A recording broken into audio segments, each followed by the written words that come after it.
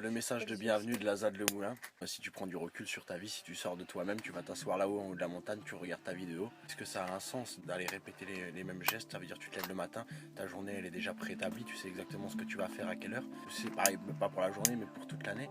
Tu vas accumuler des richesses, travailler 8 heures par jour. Pourquoi? Pourtant on était sur 20 ans. Pourquoi? Pour acheter un amas de béton.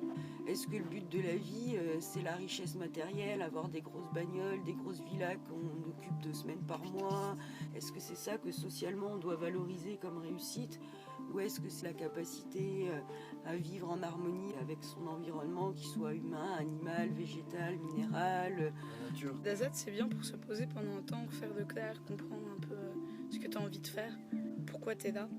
Au sens général, genre pourquoi tu es là sur cette terre. Au final, on est sur une boule d'eau qui flotte autour d'une boule de feu. Pour moi, la ZAD, c'est pas juste des petites zones un peu partout, c'est vraiment un enjeu de mode de vie différent qui est très important justement pour pouvoir contrer le chaos qui s'amorce dans le futur. Moi, je pense que l'heure est grave et que là, on peut plus se permettre d'être tous dans notre petit coin à penser individuellement. Là, maintenant, il faut qu'on se batte, quoi. C'est vrai que ça me tient à cœur cette lutte parce que c'est mes terres natales. Le GCO, il est censé passer par le Korsberg. C'est l'ancien lit du Rhin. C'est des terres qui sont vraiment très fertiles, qui sont classées parmi les terres les plus fertiles d'Europe. Cette putain d'autoroute, ça serait une balafre, quoi. Vinci est en plein carnage avec la nature, actuellement sur la commune de Colsheim et un peu partout en France. Pourquoi ils veulent faire le GCO? La première des raisons, c'est une raison de fric. La multinationale Vinci qui veut se faire de la thune, et c'est comme Notre-Dame-des-Landes, on sort des projets qui datent d'il y a 40 ans. Ils vont mettre en avant que c'est pour désengorger Strasbourg. Ça ne résoudra rien. Les problèmes d'embouteillage à Strasbourg, c'est le matin et le soir, quand les gens vont et rentrent du taf. La solution, ça serait de mettre en place plus de covoiturage. Et si le GCO se fait, ça ferait beaucoup plus de camions qui viendraient en Alsace, parce que le GCO, même avec le péage, il serait moins cher que l'écotaxe de l'autre côté du Rhin. C'est pour ça qu'on dit toujours que le GCO serait un couloir à poids lourd. C'est des campagnes qui meurent, c'est de la pollution supplémentaire.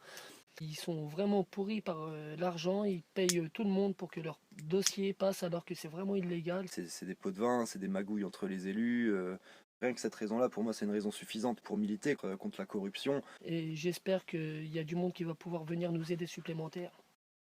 On a vu en bas du temps où il y avait encore la forêt, l'été, ça grouillait de monde. Parce que c'était une ZAD de luxe à l'époque, on peut dire dans ce sens, parce qu'ils avaient un frigo. Il y avait beaucoup de gens, des villageois alentours qui venaient et qui passaient la nuit avec une petite tente. Ça leur plaisait parce que c'était un petit peu des vacances, un petit peu aussi. Il y avait des petites fêtes, nous on allait tous les 2-3 jours, c'était magnifique. Dans les semaines qui ont précédé l'expulsion, on tournait, on veillait tous les matins, c'était assez chaud. Et puis la veille de l'expulsion, on l'a su en fait, par un contact, on était sûr à 100%. On était 17 à vivre sur place, ils sont venus à 558. À 5h du mat, la pasteur du village a quand même fait sonner les cloches du village. C'est quand même assez ouf, quoi. Et il y a eu à peu près 200 villageois qui sont descendus face aux flics. Il y avait des flics qui arrivaient, il y avait le chantier qui devait démarrer pour déboiser. C'était assez violent parce que au front, ceux qui sont allés en plus, c'était le maire des personnes âgées du village, 90 ans, 85 ans. Et ils sont arrivés, ils ont discuté 3 minutes et puis ils ont gazé, poussé tout le monde. La forêt était remplie de gaz, on ne pouvait plus respirer nulle part dans la forêt. Au final, ça a duré 3h30, quoi. Ils sont arrivés le matin à 5h, à 9h30, c'était bouclé, quoi. Il n'y avait plus personne sur eux. C'était un choc pour tout le monde, les hélicoptères qui tournaient autour, tout le village qui était entièrement encerclé, tout ce qui entrait ou sortait du village était contrôlé. Les villageois, ils étaient vraiment choqués. Qu'est-ce qui s'est passé? Pardon? Qu'est-ce qui s'est passé? Ils ont gazé les gens. Ils en ont rien à foutre. Qu'on ait 16 ans, qu'on ait 2 ans, qu'on ait 90 ans, ils en ont rien à foutre. Qu'on ne fasse rien, ils en ont rien à foutre. On a levé les mains, on n'a pas d'armes, on n'a rien du tout et ils nous attaquent. Ils veulent qu'on fasse quoi? C'était juste nos terres, juste nos arbres et pour une autoroute qui sert à rien. Même les pourris d'élus, ils le savent. Ils ont fait quoi? Ils ont poussé les putains d'élus qui sont encore là pour nous défendre, qui sont encore forts et qui sont encore des vrais élus. Vive Dany, vive tous les maires qui nous ont aidés. Ouais.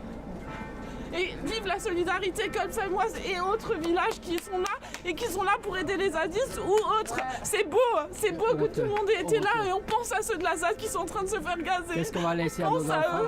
Et donc ils sont arrivés à 558, ils nous ont tous expulsés, puis pendant 2 semaines, ils ont entièrement entouré la zone, le temps qu'ils puissent braser toute la forêt, quoi. Et donc au bout de 2 semaines, tous les gendarmes qui étaient des centaines ont disparu d'un coup, la forêt était rasée, c'était bon, quoi. Et donc après les expulsions, il y a les villageois qui nous ont proposé des terrains privés sur lesquels on a pu poser des caravanes, construire une ou deux cabanes, mettre une roulotte, se faire un petit lieu de vie, quoi. Sur lesquels on est toujours d'ailleurs. Il y a le verger, mais il y en a d'autres, il y a différents lieux qui nous ont été mis à disposition. Comme en ce moment on est établi sur des terrains privés qui nous ont été prêtés, c'est plus comme avant les expulsions. Le simple fait de vivre ici, ça n'expose à aucune poursuite judiciaire, à rien, il n'y a pas de souci, c'est parfaitement légal.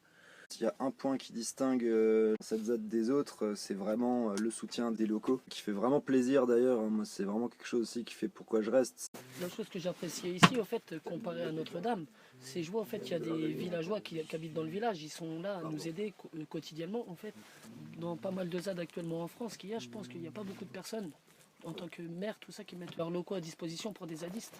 Là c'est beau parce que ça montre que moi, même les structures sociales étatiques, elles en ont marre, elles en peuvent plus de tous ces projets. Enfin, ils sont pas consultés en fait, quoi. Les maires, il n'y a que les préfets ou les députés qui peuvent choisir en fait, limite, t'as l'impression aujourd'hui. Le maire il peut ne pas être d'accord, c'est pas grave, vu qu'il y a des magouilles aussi derrière tous ces chantiers. Ça s'arrête pas juste au fait qu'ils tolèrent qu'on soit là. On a le maire qui nous met à disposition les douches des ouvriers communaux. Pour la vie de tous les jours à la ZAD, c'est quand même vachement pratique quoi, de pouvoir avoir des putains de douches chaudes. C'est vraiment pour le moral en fait, t'es bien. Et c'est vraiment cool à la mairie de mettre à disposition un local. Déjà le local est chauffé, douche chaude vraiment à volonté. En été tu vois, on va avoir notre petite douche là-bas derrière, on sera bien en fait. C'est bien pour le moral. Pour l'hiver surtout. Ouais, l'hiver le moral parce qu'il fait froid, tu te lèves dans le froid, tu manges dans le froid, tu fais tout dans le froid. Alors une bonne douche chaude. Tu sais que t'as un endroit où tu peux... Ouais c'est ça, tu te lâches. Puis tu sais qu'il n'y aura personne derrière toi pour dire allez accélère. Ou... On a le temps de prendre nos douches quand on veut. Et c'est super agréable. On peut y aller quel que soit le moment et ça c'est cool. Ouais, merci. Il y a aussi la Pasteur qui nous met à disposition le presbytère pour faire charger nos portables, chercher de l'eau. Si maintenant ils mettent ça à disposition, c'est que depuis qu'ils l'ont mis, il n'y a jamais eu de problème en fait. Ils voient que de notre côté, on est aussi réglo et on fait ce qu'il faut pour que ça se passe bien en fait et qu'ils ne regrettent pas de nous avoir prêté ça quoi. Bon, personnellement, je les remercie énormément. La Pasteur elle est géniale et puis elle nous a fait gagner beaucoup en crédibilité. Les gens du village avaient une grande confiance dans la Pasteur et la Pasteur elle avait une confiance en nous. Du coup indirectement c'est beaucoup passé par elle. Elle s'est rendue compte que dans notre manière de vivre, notre manière de penser, ça rejoignait aussi beaucoup sa religion, c'est-à-dire la Bible, tout ça. Le fait de se réunir, de vivre dans la simplicité en micro-société où tout le monde connaît tout le monde et tout n'est que discussion. Il n'y a pas une structure sociale pyramidale. Elle est allée jusqu'à dire d'ailleurs, elle l'a répété plusieurs fois, que si Jésus revenait au jour d'aujourd'hui, ce serait sûrement un zadiste. Et c'est ça qui est vraiment agréable ici. Il y a vraiment un soutien multi-parti, multi-origine, multi-générationnel en fait, qui est vraiment intéressant. Depuis qu'on s'est fait expulser de la ZAD, les habitants nous soutiennent toujours parce que eux, ils sont bien conscients de ce que ce sera que d'avoir une autoroute comme ça, sachant qu'elle passe vraiment pas très loin des habitations, hein, ça doit être 200 mètres ou 300 à tout péter quoi. Au fond, ils ont peut-être encore un peu de l'espoir quoi. Oui, bah c'est ça qui fait tenir le tout en fait, c'est l'espoir. Moi j'ai toujours une petite lueur, parfois je me dis un jour il y a quelque chose qui va se passer et ils vont dire stop, maintenant on arrête tout. Et il faut y croire. Hein, il faut y croire, ouais. Enfin on espère, moi je crois à mon ange. Non mais les zadistes, je les admire parce que je pourrais pas vivre parce que moi, je comme ça pas en faire. hiver. Hein. Je trouve quand même qu'ils nous ont beaucoup aidés pour tout et puis ils seront toujours les bienvenus. Il y a des villageois qui sont toujours et qui seront toujours pour les zadistes, qui les défendront toujours. C'est des gens hyper sympas et puis ils ont plein dans le crâne et puis ils sont cool, ils écoutent. J'étais épatée. Ils sont venus pour défendre notre bien, pour essayer d'empêcher de faire quelque chose. Nous c'est l'autoroute. Hein. Et il y a le village qui est en Ambre, tu vois, donc ça fait quand même vachement différent de Notre-Dame où t'as vraiment que des zadistes. Enfin, ça, c'est hyper différent. Le fait qu'il y ait les habitants qui soient là, c'est pas la même chose. Vraiment une zone de solidarité, alors que je vois à Notre-Dame, par moment, il y a eu beaucoup de solidarité, et la solidarité, elle a été brisée par des gens, en fait. Notre-Dame, tu sens beaucoup la souffrance de tous ceux qui ont vécu ici, qui ont connu toutes les expulsions, etc. Puis Notre-Dame, c'est triste, tu vois toutes les cabanes détruites. L'énergie, elle est beaucoup plus propre que certains lieux d'autres ZAD, on va dire. Non, ça va, franchement, il n'y a pas à se plaindre, tout, c'est propre, il fait beau. J'ai fait beaucoup de communautés Emmaüs, ça ressemble pas ici. J'ai fait pas mal de milieux militants et à chaque fois je me suis sentie un petit peu accueillie, mais il n'y avait pas cette dimension où tout le monde était utile. Et ça, je l'ai retrouvé un peu chez les Gilets jaunes et énormément chez les zadistes. Au départ, je pensais juste faire un tour. Je suis restée 3 jours, j'ai fait vas-y, je pose mes valises pendant un petit moment, on va avoir quelques mois. Tu Pourquoi vois. Pourquoi? Parce que j'ai kiffé, tu vois. Je suis venue, il y a eu trop d'amour, il y a eu trop de trucs, tu vois. Ça fait un petit truc dans mon cerveau. Je me suis dit, vas-y, t'as besoin de rester là un petit moment, je ressens. C'est des choses que tu ressens, tu vois, c'est juste comme ça, mon gars. Tu sais ce que je veux dire? Moi, je vois très bien ce que voilà. tu veux dire. Ça fait que je suis heureux, là, c'est bien. Je suis vachement mieux qu'avant depuis que je suis venue ici. Pour moi, toute la nature est à défendre. Enfin, je veux dire, toute l'humanité, je veux dire, on est tellement dans une crise à l'heure actuelle, que ce soit écologique, économique, sociaux. Enfin, même les gens, ils sont dans des crises personnelles, émotionnelles, de vie. J'ai passé des périodes à être très anti-humaniste, où je reprochais tout à l'humanité en général, avant de connaître la famille Lazade. Les personnes qui viennent ici, je pense qu'elles viennent ici parce qu'elles souffrent trop et qu'elles pètent un câble dans leur tête. Il y a un certain... Tu vois, et en fait, d'un coup, tu vois ça et tu te dis, mais en fait, c'est pas possible. Dans un monde totalement aseptisé, ça me rongeait. Et puis, j'avais toujours ces rêves d'autonomie et tout ça. Donc, je me dis que la Z, c'est le bon endroit pour rencontrer des gens qui ont le même rêve que moi. On apprend aussi à construire son système et à construire un idéal. J'ai des rêves et c'est pas du tout à Babylone qui vont se réaliser. Créer une vie belle, libre, remplie d'aventures, dans laquelle tu vas pouvoir t'épanouir et sortir de cette routine infernale, tu vois. À l'heure actuelle, je pense que venir zader, c'est la meilleure solution en tout cas, de tout ce que je connais.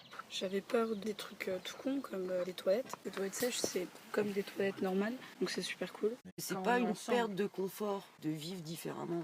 C'est pas être un clochard sans confort, que c'est pas refuser la technologie, que c'est juste en avoir une perception différente et avoir pas une surconsommation.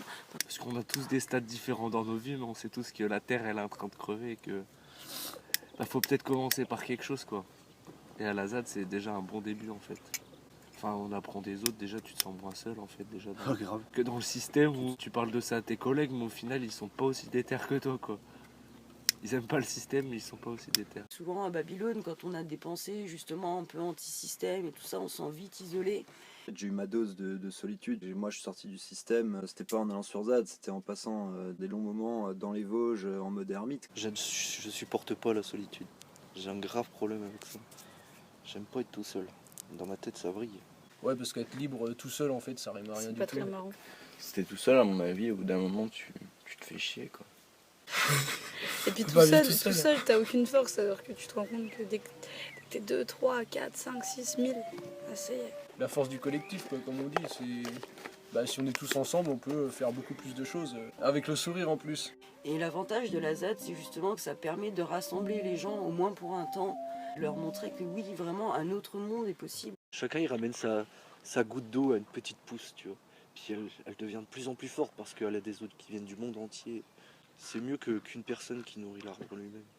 Ça fait une sacrée plaque tournante parce qu'il y a énormément de gens qui sont de passage, que ce soit des villageois, des militants curieux, des collectifs de lycéens, d'étudiants. Il y a toutes sortes de gens très curieux, intéressés par le phénomène, par la lutte, qui passent, que ce soit quelques heures, quelques jours ou quelques semaines. Déconstruire Babylone, c'est arrêter l'individualisme et donc c'est forcément réapprendre à vivre ensemble et vivre ensemble. Rien que ça, c'est un travail de fou. Moi, j'ai appris à vivre vraiment en communauté, c'était même tous les caractères, les déviances de chacun, tout ce que de base ça te déplaît, etc. À faire avec, et puis même à améliorer des choses sur moi-même. Côtoyer plein de personnes, c'est aussi finalement apprendre certaines choses sur soi. C'est aussi se découvrir, parce qu'on découvre certaines choses dans certaines situations, ton rapport avec les gens. Moi je trouve que c'est bénéfique parce que justement ça te pousse à être une belle personne. Et on apprend à supporter et à accepter chaque personne, même si de base, franchement, sa gueule, ça te revient pas du tout, ou tu l'aimes pas, tu vois. Genre sa personnalité t'agace, tant pis, c'est pas grave. T'apprends à vraiment vivre avec cette personne à la rigueur, quoi. On apprend à s'aimer même avec beaucoup de différences des fois. C'est plus que du respect, moi je pense en fait. De par le fait de vivre tous les jours avec eux, etc. Tout le monde est plaisant dans un sens et tout le monde est déplaisant dans un autre sens. On a tous nos failles, tu vois. Il y aura toujours des petits trucs qui te feront kiffer d'une personne, même si de base tu l'aimes pas forcément des masses, quoi. Genre. Tu te concentres sur l'aspect positif des gens. Parce que chaque personne est entre guillemets indispensable d'ici. C'est ça qui me fait plaisir et qui fait rêver. On arrive à changer ce monde malgré tous les problèmes que chacun peut avoir personnellement. Il faut juste tous se rassembler et oser. Il faut se bouger, il faut oser se bouger. Puisqu'au final, t'as rien à perdre à te bouger le cul. T'as tout à y gagner. Les gens, faut parcourir le monde, ouvrez les yeux, voyez de vous-même, putain, vous allez voir. Mais il faut pas rester cloîtré chez soi en fait, il faut bouger. C'est pas parce que t'as pas de permis ou de trucs comme ça que tu peux pas bouger et t'as tes papas, tu peux faire plein de trucs. Arrête d'essayer de plaire à tes parents aussi peut-être. Quand il y a beaucoup de choses qui retiennent les gens, c'est sûr. Et moi il y a beaucoup de choses qui me retenaient, c'est clair. La ZAD c'est un bête de tremplin en vrai. Enfin, ça nous a fait voir que la Terre c'est un vrai paradis au final et c'est nous qui créerons cet enfer. C'est ça. Et on veut en plus, enfin tu vois quand on le fait, on sait qu'on pourrait éviter ça mais genre c'est tellement logique au final dans l'entourage qu'on a ou dans tout ce qu'on nous a appris depuis jeune ou quoi que je demande vraiment si c'est ça au final, si c'est possible en fait un autre monde. Et quand tu vas à la ZAD, ouais, tu te rends compte que c'est grave possible un autre monde. Disons que l'anarchie, ça m'a permis d'apprendre à gérer mes émotions, celles des autres, de mieux en mieux en fait. Moi je dirais à mon moi d'avant d'aller à la ZAD, je dirais arrête de t'occuper des autres aussi et pense à toi. Occupe-toi de toi et au moins tu auras la force de vivre tes rêves. Je crois que c'est ça aussi, hein. Chacun pense à soi avant, en priorité. À Babylone, c'est pas forcément le cas. On a trop de choses à quoi penser là-bas. Et aussi, il y a une famille derrière qui les pousse à penser à l'argent qu'ils doivent avoir. Le conformisme. Dans cette société, tout est uniformisé. Il suffit d'aller regarder dans la ville, l'architecture, tous les bâtiments, tous les styles vestimentaires, même dans la littérature, tout est uniformisé. Le conformisme, il est partout. Je pense qu'ici, l'individualité, elle est vraiment respectée. Chacun, il peut s'épanouir, devenir lui-même, sans regarder ce qui se passe autour de lui, forcément, pour ériger sa ligne de conduite. C'est vraiment, à ce niveau-là, c'est vraiment magique, je trouve. Tout le monde fait ce qu'il veut, mais au final, à la fin, ça donne toujours quelque chose de bien, quoi. Quand l'anarchie devient harmonieuse. Tu prends le temps de t'occuper de toi, de voir qu'est-ce qui va pas chez toi, et du coup tu arrives à t'intégrer mieux avec les autres, et puis à t'occuper encore plus de personnes, etc. Donc oui, c'est pas du tout incompatible. Prendre soin des autres, ça nous fait du bien, quoi. Ça nous permet de prendre soin de soi, mais en participant à la communauté, on se sent fier. Dès qu'on fait un truc, on sait directement à qui ça sert. On sait que c'est des gens qu'on apprécie, qu'on aime. On sait que c'est des trucs qui vont aider tout le monde. Et voilà, on sent qu'on construit quelque chose de plus grand que juste nous, juste notre bien-être à nous. C'est vraiment le bien-être général, quoi. Et ça, c'est vraiment ouf. Ouais, la ZAD, c'est un truc de ouf, comment tu grandis personnellement et à la fois en communauté. Et ça. Enfin, moi, je suis venu ici juste pour ça, tu vois, pour avant de repartir sur ma route, tu vois, dans les Pyrénées, je sais pas, me donner plein de sourires autant aux gens qu'à moi-même. Et on se prouve à soi-même aussi qu'on est capable de quelque chose. Quand on est à Babylone, dans le système, quoi, au final, et bah, vu qu'on est toujours infantilisé, on croit pas que c'est possible, en fait. On ne pense pas qu'on peut y arriver. La ZAD, il faut y passer. C'est un gros tremplin.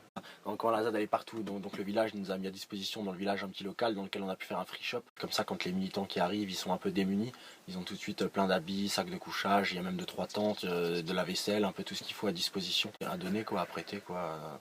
Chacun peut prendre librement dans cette pièce, quoi. Et t'as beau avoir rien en matériel, tu pourrais venir à poil sur ZAD. On a un free shop, tu vois, on a même des sous-vêtements, des chaussettes, on a tout ce qu'il faut, manteau, bonnet, écharpe, on a des tentes en rab s'il fait suffisamment beau. S'il fait pas suffisamment beau, t'as de la place dans la cabane, on va se serrer pour une nuit et puis on va trouver une solution demain dans la journée. L'avantage à la ZAD, c'est que tu as plein d'habitations et de lieux où dormir différents. Tu peux, soit si ça te dérange pas de dormir avec plein de gens, tu as des sleeping collectifs où tu as plus ou moins de place. Moi, ça fait pas très longtemps que je suis là, du coup, j'aime bien dormir dans le sleeping, ça me change beaucoup de mes habitudes, ça me confronte aussi un peu à mes angoisses et tout ça. Parce que du coup, chez moi, je suis dans un tout petite boîte à Paris, où tout est aseptisé, il n'y a pas de nature, il n'y a rien. Et du coup, j'aime bien dormir dans le sleeping. Puis les gens autour de toi, ils te réchauffent et tout, donc c'est sympa. Il y a de la chaleur humaine, c'est agréable, ça change. Puis même, si j'ai besoin de moments d'intimité, en fait, j'ai juste à aller dans les bois, dans une caravane ou quoi, où je me mets au milieu du bois et je suis là, et je suis tout seul et avec moi-même et je kiffe mon moment. Moi, je pense pas que je pourrais dormir en sleeping, donc... Et en camion à la ZAD, c'est bien, au moins tu as un peu ton intimité quand même, donc ça permet d'avoir un espace perso qui est à toi. Et... Ça me convient très bien le camion. Il y a même des gros fous qui dorment dehors et qui sont en mode « Oh, moi je suis bien dehors aussi, c'est un peu mouillé quand on se réveille, mais c'est pas grave. » Tu vis beaucoup mieux avec la nature. Chez moi, j'étais complètement névrosée. Impossible de sortir, j'étais collée à mon ordi. Et puis je suis arrivée ici, et ici tu vis tout le temps dehors. Et j'ai réactivé ma connexion à la nature. Et en apprenant à observer les cycles naturels, ça a apporté une paix et une résilience face à la vie. Ça développe des choses en nous-mêmes. C'est tellement subtil et à la fois, je vois ça d'un attrait spirituel un peu. C'est comme si on était tous reliés, tu vois, on était chacune des perles. Il y a un grand collier qui traverse toutes les espèces de tout, une source. Même si on le veut pas, au final, on est tous reliés. Je trouve que c'est bloquant quand t'es pas connecté à la nature, t'es plus fatigué, tu te sens pas bien, t'es déprimé aussi. Et là, réellement, tu redécouvres le soleil, tu redécouvres la vie un peu. Mais puis même le vent, la pluie, tu vis pas la météo de la même façon. Tu vois ce que la pluie apporte aussi à la nature, le soleil, tu vois, là, les arbres qui éclosent, ils sont tous en fleurs. Le vent qui se meut tout seul, incroyable. Comment ça te porte? Moi, je dors dans une roulotte depuis que je suis arrivée là. Et c'est trop bien de dormir dans une roulotte. Et même quand il y a du vent, en plus, ça tangue, ça fait un peu bateau, c'est trop bien. Et tu as aussi des petites habitations individuelles ou à deux pour un couple. Ou juste des gens qui sont pas en couple mais qui ont envie de dormir ensemble. Tu t'installes dedans le temps que tu as envie de t'y installer. Quand tu n'as plus envie ou quelqu'un te demande, tu te déplaces et puis tu vas ailleurs. Et il y a des caravanes, c'est pareil. Les caravanes, il y en a certaines qui sont à des personnes, mais sinon la plupart, c'est des cardos qui sont à tout le monde et ça bouge de personne en personne, de petits groupes de squatteurs en petits groupes de squatteurs, de petits couples en petits couples, de vortex en vortex. La ZAD, c'est pas des gens qui stagnent ici, en fait. Les gens, ils viennent, ils partent, ils viennent, ils partent. Et dans tous les cas, il n'y a pas de difficulté pour dormir. Il y a toujours une place pour quelqu'un, en fait. Dans un camion, dans une caravane ou dans une cabane. C'est peu importe d'où tu viens, les gens ils t'accueillent. C'est pas le matériel avec lequel tu arrives, c'est plus ce que tu es prêt à partager, pas forcément matériel. On a du sol argileux, tu peux construire ta cabane en terre paille tranquille sur des terrains où on peut être autorisé à construire des cabanes et voilà quoi. Enfin, tu peux faire aussi ton petit nid à toi, tu prends des bouts de bois, tu prends des clous, des vis, tu fais ta vie quoi. Et si tu sais pas faire, il y a toujours un copain que tu dis allez, je suis en train de faire de la merde, aidez-moi, et il y a un copain qui vient t'aider et tout se passe bien quoi. Enfin, voilà, c'est vraiment un truc de solidarité. Il y a quelqu'un qui fait quelque chose, il y a tout le temps quelqu'un qui vient te dire t'as besoin d'un coup de main, tu veux de l'aide, tu sais pas comment on fait, il y a toujours quelqu'un qui sait un petit peu la chose de ce que tu fais, qui va te donner des conseils, qui va t'aider, qui va te montrer, qui va t'apprendre. Ici, on peut découvrir ses propres compétences. Genre vraiment, tu dis qu'est-ce que j'aime et qu'est-ce que j'ai envie de faire. Et ici, tu peux le découvrir. Moi, ce que j'ai pu apprendre, notamment, c'est à construire des cabanes, entre autres, faire du jardin. J'ai aussi appris à penser à comment serait ma vie la plus autonome possible, la plus propre possible et aussi la plus confortable possible. Je pense qu'on apprend aussi un peu à désobéir.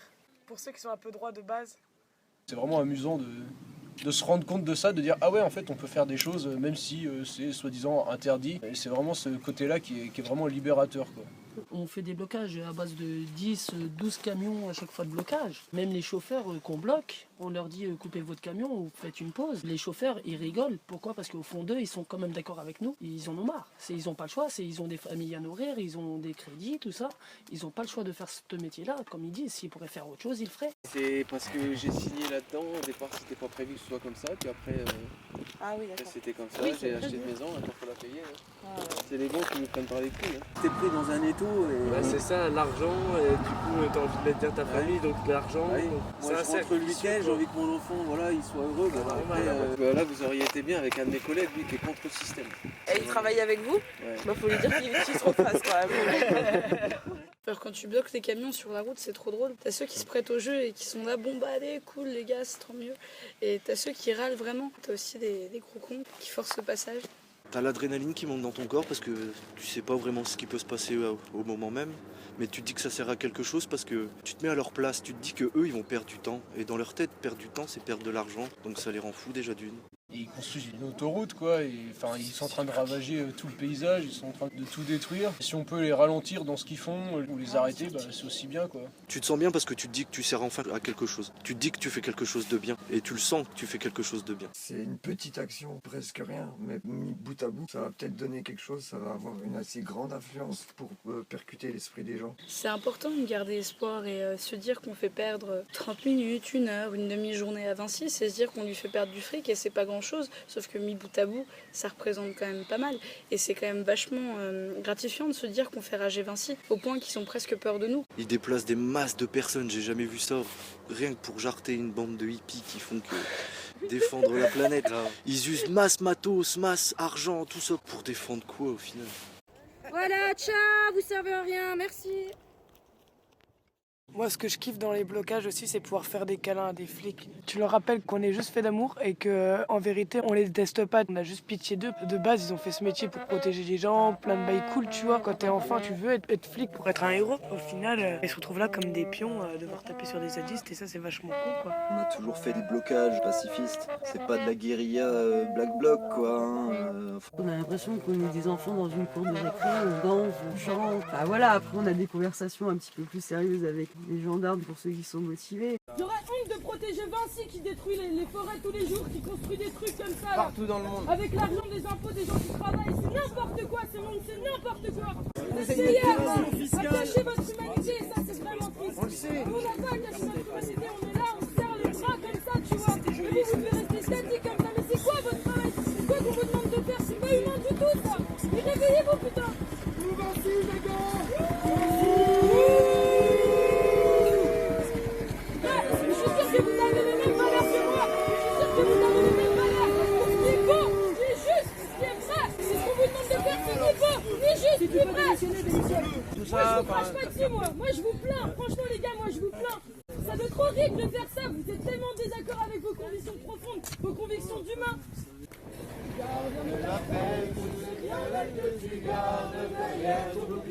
Ouvre-moi les yeux et regarde. Ce sont tes enfants qui sont sur les barricades. C'est le sang qui coule à chaque fois qu'on abat un arbre. Un jour, j'ai parlé à des CRS et je leur ai demandé et c'est quoi votre rêve, les gars? C'est quoi votre rêve? Et il y en a plein, ils n'ont pas voulu me répondre. Et il y en a un, il m'a répondu moi, j'aimerais avoir une chèvrerie dans la montagne. Mais j'ai une femme et des enfants. Les crédits. J'ai besoin d'argent. Et on me dit mais tu penses pas que ta femme et tes enfants ils seraient plus heureux dans la montagne avec tes chèvres au lieu d'être là à t'attendre parce que t'es en déplacement? Vous avez tous des rêves et je suis sûr que c'était pas d'être là pour défendre les capitaux des grandes boîtes qui détruisent tout. Vous êtes des pions, vous êtes des pions comme nous. Ton enfant intérieur. Non, c'est pas possible, mon frère. Écoute ton enfant intérieur et demain tu démissionnes de ce métier. C'est quoi ça? C'est quoi vos rêves? Mais dites-le, c'est quoi vos rêves? Vous avez tous des rêves en vous. Vous avez tous rêvé un jour. Démission, démission, démission, démission, démission, démission, démission, démission, démission, démission, démission. Gendarme fou, ça se trouve plus tard on sera dans la même maison de retraite. Il y en a qui auront des regrets et il y en a qui en auront pas. Et moi j'en aurai pas. Même si la terre elle est complètement fichue, et ben j'aurais fait toute ma vie en accord avec mes convictions. Et peut-être pas vous. Et peut-être que vous serez triste. On en fait pleurer certains, on a vu. Mais on est des gens joyeux parce que nous on vit dans la joie, même si le monde il se casse la gueule. On vit dans la joie, on fait de la musique, on fait du jardin, on fait des fours à pain, on fait des cabanes, on se fait des amis, on chante, on danse, on rit. Et on est heureux, putain, on est heureux. C'est bien de pouvoir les faire réfléchir et tout, c'est cool. De faire aussi un peu le clown devant. Et les gendarmes, en fait, même eux, ils savent plus ce qu'ils font. Ils savent pas s'ils sont là pour défendre une population ou défendre une grosse multinationale. Les gendarmes, là, actuellement, ils sont perdus. Ok, ils sont là pour faire leur boulot, ils n'ont pas vraiment le choix, machin et tout. Mais globalement, même eux, ils n'ont pas envie de ce projet, ça se voit. C'est des forêts où ils se sont promenés depuis tout petit, où ils promènent leurs enfants, leurs animaux de compagnie, tout ça. Et ils se rendent bien compte que c'est n'importe quoi. Il ferait mieux d'aller fliquer Vinci que d'aller nous fliquer nous, quoi. Tous les trucs illégaux qu'ils font en soum-soum, c'est rien comparé au blocage de chantier qu'on fait. C'est pas eux qu'on la police sur le dos, quoi, c'est nous. Je vous trouve quand même très courageux parce qu'on fait une action, c'est toujours les zadistes qu'on embarque en général. Hein. Quand tu es face aux flics, il faut juste pas les provoquer. Pour la moindre chose qu'ils peuvent retenir à ton encontre, hein, un outrage ou ce genre de trucs, ils se gênent pas. Les gendarmes, de temps en temps, ils font des interpellations, nous on est pacifistes. Et en fait, c'est eux qui nous poussent tout le temps à bout pour qu'on pète un plomb, en fait, pour qu'ils nous mettent des outrages, des rébellions, tout ça. Et non, en fait, nous, on cherche pas la violence. C'est eux qui cherchent la violence. Cette chose qui m'avait impressionné à la ZAD, c'est qu'outre les sujets difficiles qu'on aborde et qu'on essaye de combattre régulièrement, c'est quand même la paix, où il n'y a pas l'inquiétude en fait de savoir si demain tu arriveras à payer tes dettes ou si tu vas arriver à vivre. Tout ça en fait c'est assez évacué et du coup on voit l'honnêteté ressortir et l'envie en fait d'apporter sa main à un projet collectif. Tous mes potes en fait, genre toutes leurs angoisses elles sont liées genre à l'école, à leur taf. Genre ici t'as pas toutes ces angoisses. C'est ce qui nous fait retrouver beaucoup d'intégrité. C'est nous-mêmes, sans les artifices de Babylone, sans la pression des contrats, sans la pression des assurances, de je sais pas quoi, de toute la vie qu'on nous impose. Quand tu commences à avoir de l'argent, ça pourrit les gens, tu penses que à ça, plus d'argent, plus d'argent, voilà, plus d'argent. À la ZAD, t'as pas de conversation sur l'argent. L'argent, nous, on n'en veut pas, on s'en fout de ça. Le truc que j'ai appris, c'est qu'en fait, on peut vivre sans argent. La chaîne qui t'attache à toute la société, c'est genre juste une illusion. C'est vraiment une zone libre. C'est pas le lieu de l'argent, en fait. L'argent, ça appartient à Babylone. On sait faire plein de choses de nos pattes de toute façon, donc on a besoin de beaucoup moins d'argent, comme on a plein de personnes qui ont plein de capacités différentes. On a des potes qui étaient charpentiers, des trucs comme ça. Enfin bref, il y a toujours moyen de trouver une solution sans devoir débourser un rond, quoi. Moi, je vis sans argent depuis que je suis ici. J'essaie de vivre avec le moins d'argent possible. Si t'as besoin d'un peu d'argent à droite à gauche, tu peux toujours te débrouiller. Il y a toujours des techniques alternatives. Et puis quand tu viens ici, tu les apprends, quoi. L'été, il y a du travail partout, au final, vu que c'est saisonnier. C'est freestyle aussi, c'est sympa. T'es pas obligé de travailler tout le temps, au final, tu te rends compte que 600 €, ça peut te faire 2-3 mois si tu gères bien. Autant travailler un peu et après, tu peux faire profiter tout le monde. T'emmènes pas l'argent au cimetière, au final. Là-haut, tu peux pas faire ça, t'as pas d'argent. Faut faire tomber Babylone parce que Babylone en fait te met des bâtons dans les roues, te force à payer toutes tes factures, tu travailles, tu payes tes factures et au final tu fais quoi? Tu gagnes de l'argent mais tu leur redonnes. Donc en fait t'es un esclave de la société. Et à ZAD en fait c'est tu fais ce que tu veux, les copains ils te donnent des conseils, ils t'aident si tu y arrives pas et c'est vraiment une solidarité que t'as pas à Babylone. On a quand même une structure de dons en nous qui fait qu'on fait des actions qui vont dans le bon sens et qui permettent de faire éclater des bulles de conscience. On est tous solidaires l'un des autres. Les gens du village ils sont solidaires avec nous, le maire il est solidaire. On est là, Yuna, on est là, Yuna, on est là. Vive l'animal, sortez l'état d'heure plutôt, c'est mieux que ça. C'est incroyable de traiter des animaux. Mon chat il serait là, il fait des bisous à tout le monde. C'est quoi ces animaux, c'est incroyable. Ouais, j'avais peur des chiens et bah là, c'est bon quoi. Tu vis avec une meute à côté de toi, là, c'est bon. Tu t'habitues vite aux chiens. Ouais. Il y en a plusieurs qui sont trop chauds en même temps, les petits bébés. Pas tous, c'est tous des bébés, ils sont trop chauds. Oh, t'es magnifique, t'es belle Fifi. Si t'as envie de passer 1 heure à jouer avec ton animal, à le regarder, s'amuser avec les autres animaux, on te dit pas que t'es en train de rien faire, que tu perds ton temps, qu'il faudrait que t'ailles travailler. On trouve que c'est beau que tu prennes le temps justement d'observer ton animal ou la nature ou les autres gens, prendre le temps de dessiner, de lire, de faire de la musique, de discuter. On est tous des artistes en fait, plus à la zone. C'est pas parce que tu fais une activité qui à Babylone est considérée comme une activité où tu fais rien et une perte de temps. Ici, c'est justement l'inverse, on gagne du temps parce que on prend le temps de tout et le seul temps qui est vraiment perdu au final, c'est celui qu'on prend pas. T'as pas l'heure mais tu le sais que t'as le temps en fait. Pas besoin d'argent pour vivre et t'es pas attaché autant que tu le crois à Babylone. Tu peux vivre en fait comme tu veux. Et ici, t'as toute la liberté et surtout tout le temps de le faire. Au moins ici, tu peux expérimenter tout ce que tu veux. Tout, t'as envie de clouter une planche, t'as jamais clouté une planche, tout. Si t'as envie de te développer de l'intérieur, tu peux. Si t'as envie de construire des choses, si t'as envie d'apprendre des choses, bah t'as tout le temps de le faire, quoi. Tu te sens pas agressé par les aléas de la vie, les petits trucs qui font que ça se passe pas toujours tout droit. Ici, c'est normal. Pour moi, c'est très marrant. Je prends ça vraiment comme une enfant à chaque fois. Je m'y intéresse même plus de savoir quelle heure il est. Tant pis. C'est pas grave, on continue à vivre, à faire vivre cette zone. Ici, on compte pas le temps en minutes ou en heures, on compte le temps plus en tâches à faire, en répartition de tâches qu'on peut faire avec et sans lumière ou sans trop de lumière. Comme on fait ce qu'on veut, on fait les corvées au moment où on le veut, du coup on fait que des trucs qu'on a vraiment envie de faire. La corvée, c'est surtout un état d'esprit, c'est-à-dire que quand tu fais quelque chose qui te fait chier et que t'as pas envie de faire, c'est une corvée.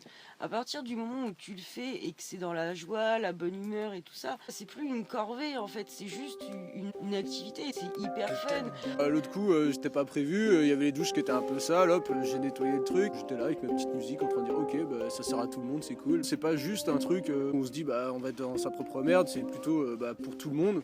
Et on trie, on emmène les poubelles, on nettoie. La même pour la vaisselle, tu vois, tu te dis ouais, il faut la faire parce que les gens ils vont en avoir besoin. Et puis il fait beau, les gens ils sont autour de toi, ça bouge, t'as envie de la faire, t'es content. Et on fait ça surtout au moment où on veut, c'est pas imposé par des horaires, c'est pas imposé par je sais pas qui, par quelqu'un d'autre qui veut te dire ouais tiens, faut le faire maintenant. C'est genre ok, je vois qu'il y a un problème, je sais me gérer, je sais que là c'est trop et du coup je le fais et puis je le fais parce que j'ai envie. En fait ici tu peux pas te plaindre parce que si tu te plains de quelque chose, t'as qu'à le faire. Voilà, ouais c'est grave ça. Et si tu le fais, les autres ils vont venir t'aider tout de suite. C'est ça. C'est merveilleux, le matin tu te réveilles, t'as tous les copains, ils allument un feu, ils préparent du café, à peine t'es arrivé, le copain il te dit tiens t'as déjà une tasse de café de frais, voilà, bois ton café. Ouais, comme la cuisine, voilà, on le fait avec amour, j'ai envie de dire. Il y a toujours quelqu'un qui fait à manger, comme il dit le copain, il y a toujours quelqu'un qui fait quelque chose pour les autres en fait. Ici, pour les chiens même, il y a des gens oui, qui effectivement, en fait, ici tu fais même pas les choses pour toi, tu fais ça pour tout le monde en fait. Parce que tu as envie de le faire. Voilà, et tu te donnes de bon cœur en fait. Ici on a des fours, du coup qui dit four dit pizza. C'est génial, on mange super bien, c'est trop bon. Ouais, c'est la première fois que je réalise un four à pain et du coup c'était super bien. Moi, c'était ma première expérience et j'ai les étoiles plein les yeux quand je vois un four à pain en bois. Je sens que sa vie, c'est la vie, tu vois. Et t'as fait pâtissier aussi? Boulanger. Là, j'ai arrêté parce que c'est pas ancestral. T'achètes des sacs tout préfaits, complets, bûcherons, je sais pas quoi, country, machin. C'est génial de manger tous ensemble, quelqu'un qui s'est motivé à préparer et qui appelle pour dire à table. Et on mange tous, c'est trop bien. Il y a toujours une place, il y a toujours quelque chose à manger pour quelqu'un, que ça soit vegan, végétarien ou même les gens qui mangent de la viande en fait. J'ai jamais autant mangé qu'en étant à la ZAD, c'est gratuit. Puis la bouffe elle est meilleure, on a tous mis de l'amour dedans. Même si elle vient de la poubelle. Ouais, mais l'amour il est plus fort que la poubelle au final. C'est gratuit et fait avec amour. Et le fait que ce soit gratuit, je pense que ça rajoute encore du goût. Il n'y a pas ce truc un peu comme dans les soirées de jeunes, etc. où ouais, ça va coûter cher ou quoi que ce soit, ou faut pas trop utiliser ça parce qu'on va plus en avoir, etc. Non, tout est gratuit, tout est libre, on peut faire ce qu'on veut, on n'a pas de limite. Les poubelles, elles se remplissent tous les jours. Il n'y en a plus, on va en chercher, toujours à manger. C'est ouf. Je m'attendais pas du tout à tout ce qu'on peut trouver en récup. J'avais l'impression d'aller me servir dans un supermarché. Enfin, il y a vraiment tout et n'importe quoi. J'avais l'impression d'être un gosse, d'être à Noël. On pouvait creuser dedans, s'amuser, trouver des trucs de fou. Bah, c'est ça qui est cool quand tu fais des récup, c'est que c'est vraiment un jeu au final. Et c'est la chasse au trésor. Et ça m'a quand même encore étonné de voir de mes yeux vus et de mes mains prises tout ce qui était jeté. J'ai pris l'initiative de récupérer dans les poubelles. Je les ai déposés chez ma mère. Ma mère, quand elle a vu ça, elle a pleuré. Elle a dit dire que dans d'autres pays, il y a des gens qui ont strictement rien à manger. Quand tu vas au supermarché avec tes parents et qu'ils en sortent pour 200 € de courses, qu'ils ont à peine un caddie rempli et que toi t'arrives un coffre rempli de ta voiture de bouffe que t'as pas payé, qui peut nourrir tes voisins, qui peut te nourrir toi, qui peut nourrir tous tes amis, tous tes gens autour, c'est ultra cool. C'est aussi aberrant en même temps, ça va pas quoi. La ZAD, ça t'apprend à partager les récup même en dehors de la ZAD. On est parti dans un village, on a fait des récup, on a rempli 2 frigos plus 2 congèles à une famille, que les 2 personnes travaillent et leur argent qu'ils gagnent, ça part où au final que pour Babylone pour payer leurs factures. La seule chose qu'ils nous ont dit, merci, vous avez besoin de quoi? On a dit strictement rien. Et au fait, c'est une chose que moi j'ai appris sur Zone, c'est des choses que tu fais que tu prends vraiment à cœur. Là, au fait, il n'y a rien qui t'appartient, t'es vraiment que de passage sur terre. Au fait, aide ton prochain t'aidera. Ces personnes qui crèvent la dalle en France, on pourrait les nourrir au moins 10 fois avec toute la quantité de déchets qu'on jette. Il y en a plein qui devraient faire ça, qui sont en galère. Il y a encore des gens qui arrivent à mourir de faim sur cette terre alors qu'on en jette énormément. Clairement, ça me fait de la peine, quoi, genre de voir tout ce qui est jeté. Après, là, de voir les poubelles entières remplies de fruits et de légumes, on pourrait nourrir genre tellement de gens avec. Toute l'énergie qui a été mise pour récolter même les fruits, qu'on rien du tout, ils sont nickel les fruits. Le nombre de sachets d'agrumes qu'on récupère parce qu'il y a eu juste un truc qui est pourri et que tout le reste est bon. Une orange pourrie dans un filet, alors t'en as 7-8 à côté qui sont nickel et qui pourraient encore servir, alors qu'il y a des gens qui crèvent de faim encore dans le monde et on voit ça. C'est quand même incroyable et je suis sûre qu'il y a un nombre incalculable de gens qui n'en auraient rien à foutre de manger des trucs périmés ou de manger des trucs qui sont un peu abîmés parce qu'ils pourraient mieux manger que dans leur rêve des plus fous en fait. Le pire c'est qu'il n'y a même pas que des choses périmées, c'est qu'on trouve aussi des choses encore valides, c'est juste parce que ça a été abîmé ou quoi que ce soit ou parce qu'il n'y a plus de place dans les stocks ou quoi que ce soit et on trouve pas que des produits périmés, c'est un truc de fou. Les litres de soda qu'on trouve, pas que le coca. Hein. Nous, perso, on s'en sert pour déboucher les chiottes. Quand on est des chiottes. Voilà. La première que j'ai fait, il y avait tellement de bouffe pour le petit magasin que c'était. Et c'est hallucinant. Il y avait plus de 1000 € au moins. Des poulets et tout trop bons qui sont même pas encore périmés étiquettement. C'est souvent des meilleurs trucs, surtout pour des fromages. On mange même des produits, on pourrait dire un peu de luxe, des bons produits, etc. Parce que c'est jeté, c'est pas acheté, et on se dit mais... On mange mieux que les riches, voilà, c'est ce que tu disais, on mange mieux que les riches. On mange mieux qu'à Babylone. Bon, on a plus de nourriture que les riches. On a plus à manger, c'est aberrant, on sait même pas quoi en faire de toute la nourriture, on est obligé d'en jeter nous-mêmes de la nourriture qu'on récupère tellement qu'on en a. Ça fait quand même un peu mal au cœur aussi du fait de voir surtout toute la viande. Par exemple la viande, tous les animaux qui ont souffert toute leur vie pour au final être jetés à la poubelle. Ah ouais, non, ça c'est... Oh non mais autant de bêtes tuées pour finir dans une poubelle. Ça non, c'est la pire chose. L'échelle qu'on met pour produire toute cette viande et finalement genre ça se retrouve dans la poubelle en train de brûler, tu vois, plus tard. C'est mettre au monde des êtres conscients, sensibles, capables de ressentir l'amour, la douleur, la compassion, tout ce que tu veux. C'est quand même de se permettre de se dire, moi j'ai le droit de faire naître tel individu, de faire grandir, ils sont même pas dans le premier quart de leur vie quand ils sont tués. J'ai le droit de le vendre parce que en fait sa valeur elle est juste marchande, on s'en bat les couilles, c'est une vie mais on s'en bat les couilles. Et le supermarché il a le droit de le jeter, tu vois. Enfin c'est fou. J'ai une phase où c'était vraiment euphorique en fait. Et un jour on a fait une récup où on n'a pas pu tout récupérer. T'as l'impression que c'est toi qui l'as acheté, c'est toi qui l'as laissé pourrir, du coup tu t'en veux à mort. Et genre on laissait des choses, mais des steaks de thon rouge de 200 grammes. Quand on voit l'animal que c'est, comment c'est beau, d'où ça vient. Il y en a plus dans 3 ans. Voilà, c'est ça. Et que ça finit à la poubelle. Et c'est à ce moment-là que tu arrives dans une deuxième phase de la récup, où c'est plus justement l'écœurement vis-à-vis du gâchis, quoi. Et plus je fais des récup, plus ça devient aberrant. Il y a vraiment des trucs phénoménaux qu'on trouve pour y nourrir énormément de gens. Moi, du coup, je vais plus faire les courses. Hein. Non, moi, je pense que je retournerai faire de la récup. Enfin, pourquoi aller faire les courses alors que tu trouves tout gratuitement dans les poubelles? Enfin, du coup, maintenant, ça me fait un peu chier de donner de l'argent à ces gens-là. Bah moi, ça m'a conforté dans mon idée que c'était vraiment des fils de pute, quoi, en fait. Et que je faisais bien de les voler depuis le début, parce que voler des voleurs, voilà, quoi. C'est bien de dérober aux riches afin de nourrir les pauvres. Quoi? C'est là une expression peu convenable. Nous autres, nous empruntons à ceux qui ont trop de fortune. Empruntons? Malheur, aurions-nous des dettes? Les taxes, magnifiques taxes. Sire, vous avez un merveilleux don pour inciter les pauvres à donner leur argent. En termes choisis, mon cher conseiller, je dérobe aux pauvres afin de nourrir les riches. Subtil, hein? Je trouve ça totalement aberrant et c'est absurde en vrai. Genre, moi, je te jure que ça m'étonne pas, je me sens pas comme dans la hotte du Père Noël. J'avais déjà du mal à acheter des aliments avant de Babylone. J'avais préféré les produits naturels, etc. Et ça m'a fait bizarre de manger des récup parce que j'étais habitué à boycotter certaines marques. Mais bon, là, c'est de la nourriture que j'étais, autant la manger, autant s'en servir. Au moment de la récup, j'étais prise d'un conflit moral à la Utopia. Genre, tout était gratuit.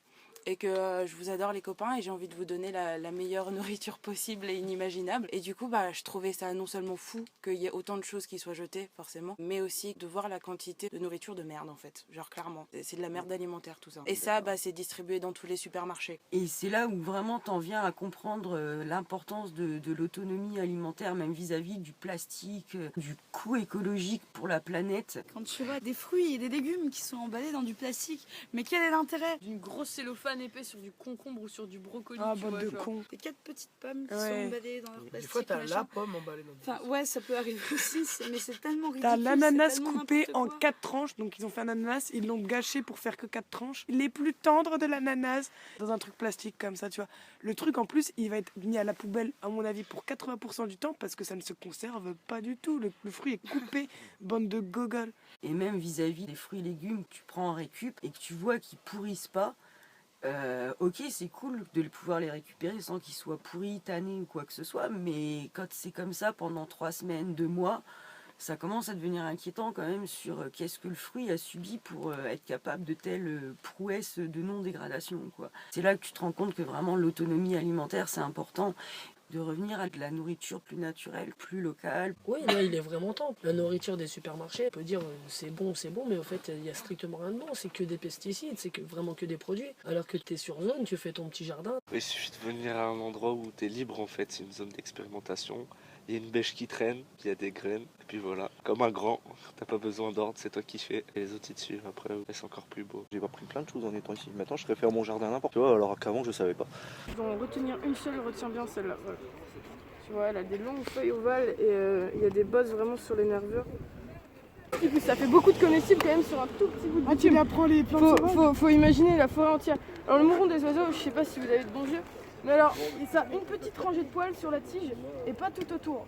Et en fait, dès qu'il y a un nœud, le nœud c'est là où les branches se séparent, et hop, la rangée de poils change d'angle. Et c'est une plante qui a un petit goût d'épinard. Alors on peut la manger cuite ou crue et c'est super bon.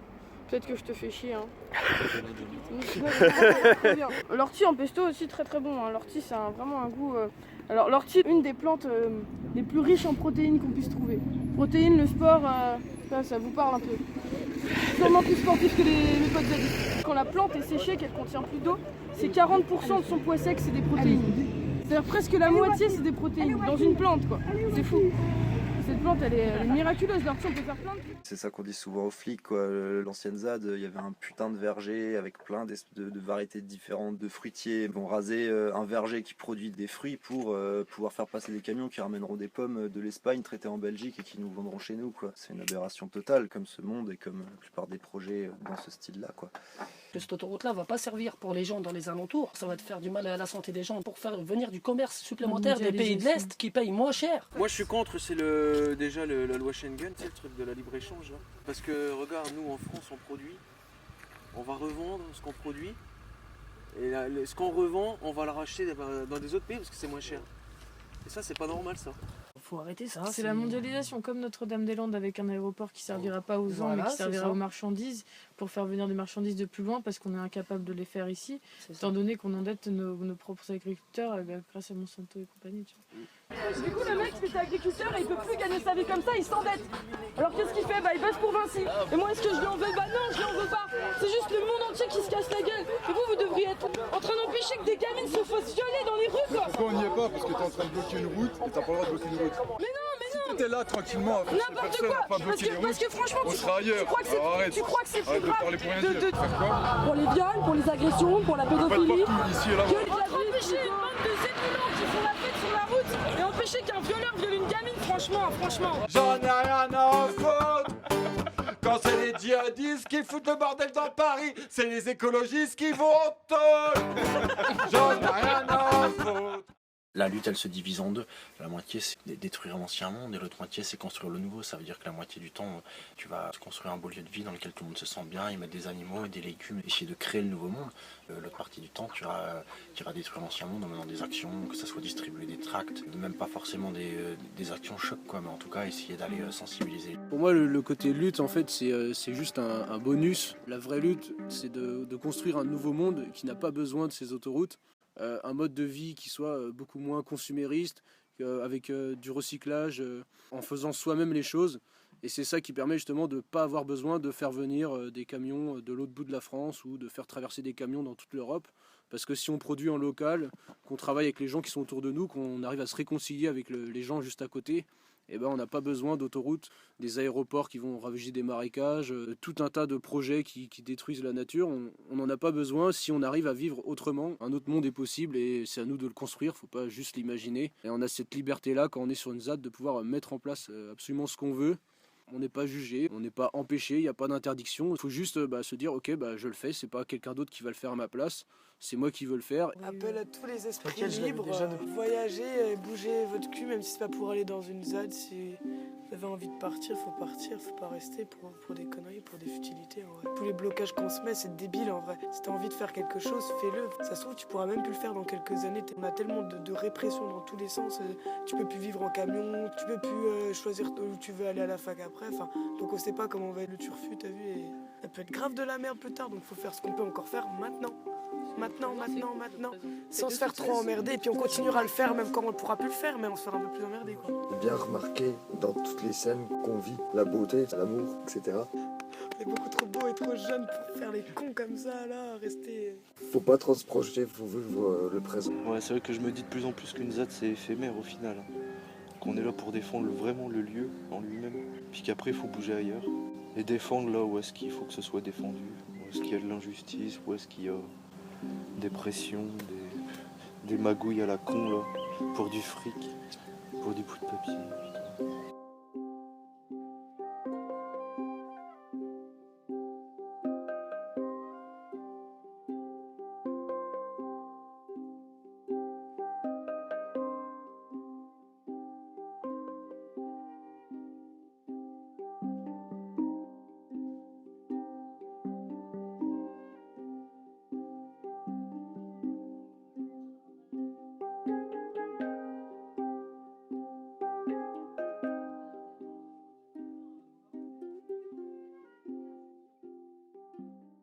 Moi, je n'ai plus rien à perdre à 89 ans. Mais vous savez, toute cette jeunesse qui suit, ils vont être très très malades, ces pauvres. Faut pas continuer à détruire la nature comme ça.